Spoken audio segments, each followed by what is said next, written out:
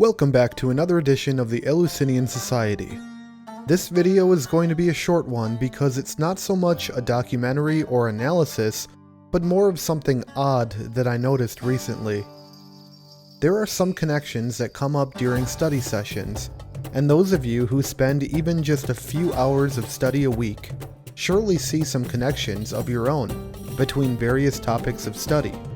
While it comes as no surprise that I regularly study Masonic symbolism and history, the quite incredible discovery I made a few days ago comes actually from a very controversial time in Egyptian history and symbolism. So, let me explain exactly what went down.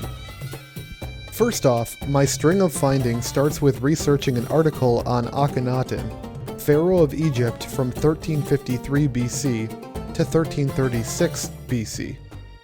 His original name was Amenhotep IV, which means Amun is satisfied, but would later change his name to Akhenaten, or effective for Aten.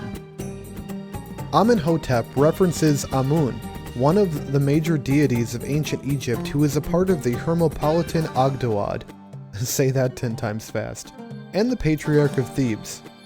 It is his second name, however, that is most interesting, due to the pharaoh's unusual religious conversion.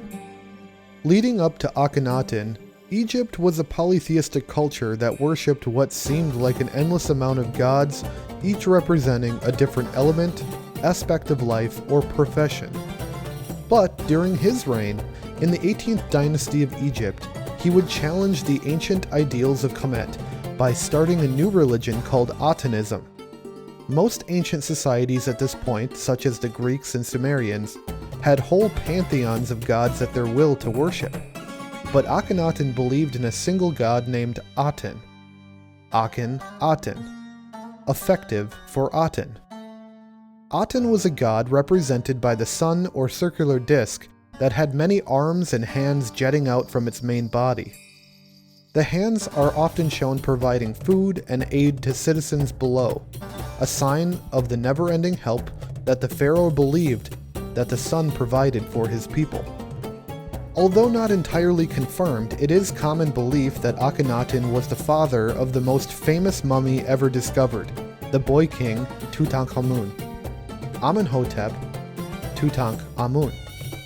Through DNA analysis, it is confirmed that King Tut's mother is a mummy only known as the Younger Woman, and that his father is Mummy KV55, presumed to be Akhenaten. And this is where things get strange.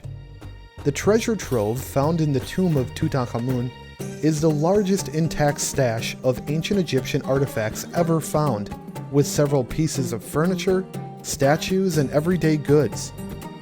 And it is also known that Tut was only around 19 years of age upon death, meaning his reign wasn't that long of a time period. There were two rulers between Akhenaten and Tutankhamun, the first of which was Smenkhare, who reigned for just a year, and the second, which was this, who reigned for just 2 years. During the time after the death of Akhenaten, the priests of the old gods of Egypt wanted to re-establish polytheism in Egypt, and would do so by any means necessary. Statues of Aten and the pharaoh who established Atenism would be defaced and intentionally damaged, and it's no shock to believe that his successors would also have been persuaded by the priests to return to the old ways as well. But still, the monotheist movement started by Pharaoh Akhenaten would resonate with some well after his death. You may be wondering, what does this have to do with Masonic study? Well, it is a common belief among Freemasons today that Egypt was actually the starting point for the craftsman guild centered on the ideals of geometry and building, and that their order would later transcend to the lands of Israel and influence the builders of King Solomon's temple. I mean, there is really only one remaining wonder of the ancient world, and it's the Great Pyramid of Giza. Akhenaten, being the pioneer of monotheism in Egypt, would build massive structures dedicated to the sun god Aten, such as the temple at Amarna. In Judeo-Christian religion, God is also associated by the image of sun and light, symbolism that would also be passed down to other schools of thought throughout history, like the Freemasons.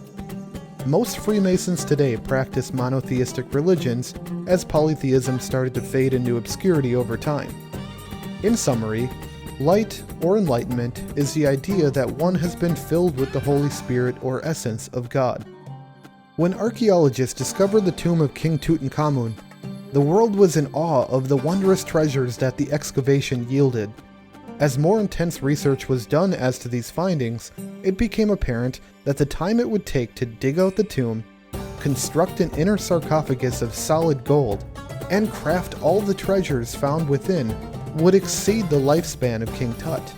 Basically, the treasures that were buried with Tutankhamun probably did not belong to him, but rather a predecessor within his family. Among the vast cache of ancient goods found, two particular items caught my interest.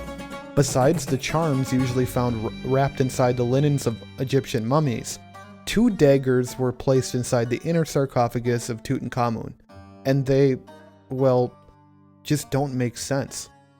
Both are inlaid with jewels and have gold handles, fashioned in a very ornate way that must have taken the craftsman a long time to make. But what is interesting is what they are made of.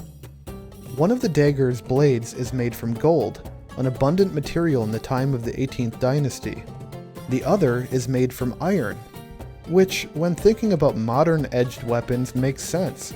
But in the time of Akhenaten and King Tut, iron smelting didn't exist. Well, not until archaeologists found the tomb. Usual armaments for soldiers at the time were made from bronze, a heavy yet powerful metal that contributed to the rise and fall of empires in the ancient world. But iron? Unheard of. What is even more crazy is the fact that when the blade was carbon tested, there were traces of astral matter. Yeah, the blade was made from a meteorite. The blade's composition is mostly iron, 11% nickel, and 0.6% cobalt. This means its composition is placed within the median of a group of 76 previously discovered iron meteorites. According to the records found at Amarna, there was a metal dagger gifted to Akhenaten from the Babylonian kingdom of Mitanni, but there is no solid evidence to suggest that the dagger in Tut's tomb was the same one. The reason this ties in with my Masonic study is the shape of the daggers. They bear a very similar resemblance to Egyptian pillars found in nearly every major temple across ancient Kemet. Two daggers, two pillars. And for those who know a little about Masonic temples, there are two pillars in every lodge room, one that supports a terrestrial globe, a sphere representing Earth, and the other supports a celestial globe, representing the layout of the stars in the sky. This mirrors the pillar-shaped daggers, with one being made from gold, a terrestrial material, and the other cobalt iron from a meteorite, a celestial material. What do you think? Is this just coincidence, or could there be a deeper meaning to these incredible works of art and smithing that has ancient Masonic ties? Let me know your thoughts down in the comments below, and I thank you for joining us on another edition of the Eleusinian Society. Thank you.